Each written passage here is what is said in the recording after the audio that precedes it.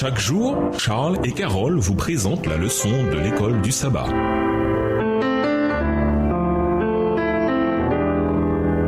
Bienvenue dans notre émission Dieu nous parle. Noir de lundi, la lumière conquit les ténèbres. Lisons Jude, les versets 3 et 4. Quelle est la mise en garde de ces versets et comment s'est-elle appliquée plus tard à l'Église? Jude 3 et 4. Bien-aimés, comme je désirais vivement vous écrire au sujet de notre salut commun, je me suis senti obligé de le faire afin de vous exhorter à combattre pour la foi qui a été transmise aux saints une fois pour toutes. Car il s'est glissé parmi vous certains hommes dont la condamnation est écrite depuis longtemps, des impies qui changent la grâce de notre Dieu en dissolution et qui renient notre seul Maître et Seigneur Jésus-Christ. Le livre de Jude a été adressé un peu avant l'an 65 à des chrétiens fidèles, saints en Dieu, le Père, et gardés en Jésus-Christ. Jude 1, verset 1, version second 21. Ces fidèles croyants étaient exhortés à combattre pour la foi qui a été transmise aux saints une fois pour toutes, car il s'est glissé certains hommes qui changent en débauche la grâce de notre Dieu. Jude 1, les versets 3 et 4. Cette mise en garde avait encore plus de sens pour les croyants du Moyen-Âge. Des pratiques païennes avaient été introduites en masse dans l'Église et la parole de Dieu avait été corrompue à cause des traditions humaines. Pendant des siècles, des gens comme les Vaudois furent des champions des vérités de l'Écriture. Ils croyaient que Christ était leur seul médiateur et la Bible leur seule source d'autorité. À travers les âges, il y eut toujours de vrais témoins pour Dieu, croyant profondément en Jésus-Christ comme seul médiateur entre Dieu et les hommes, prenant les saintes Écritures pour leur unique règle de vie et sanctifiant le vrai jour de repos. Extrait du livre Tragédie des siècles, chapitre 4, page 57, livre écrit par Ellen G. White. Lisons Apocalypse 2, le verset 10. Quelle promesse Dieu fait-il à ceux qui lui sont fidèles, même face à la mort? Apocalypse 2, verset 10. Ne crains pas ce que tu vas souffrir. Voici, le diable jettera quelques-uns de vous en prison, afin que vous soyez éprouvés, et vous aurez une tribulation de 10 jours. Sois fidèle jusqu'à la mort, et je te donnerai la couronne de vie. Ces mots ont été écrits à l'église qui se trouvait à Smyrne. L'un des dieux de la ville était Dionysos, le dieu de la fête et de la fertilité. Quand les prêtres de Dionysos mouraient, on plaçait une couronne sur leur tête lors du cortège funèbre. Jean compare cette couronne terrestre à la couronne de vie posée sur la tête de ceux qui auront vaincu les forces du mal. La couronne de vie est offerte à ceux qui ont subi des épreuves, des difficultés, la souffrance et la mort pour le nom du Christ. La couronne de vie inspire ses croyants fidèles à endurer même la mort pour le nom du Christ. La couronne de vie encourage toujours les croyants dans les situations difficiles. Elle a inspiré les Vaudois dans la douleur et la persécution. Ils savaient qu'un jour ils verraient Jésus et vivraient avec lui pour toujours. La couronne de vie nous parle à nous aussi. Nous pouvons traverser des épreuves aujourd'hui, mais une couronne de vie nous attend si nous gardons les yeux fixés sur Jésus. Qu'est-ce qui vous encourage dans les moments difficiles? Qu'est-ce qui vous fait peur? Quelle promesse réclamer dans ces moments-là? Au revoir. Et à demain si Dieu veut.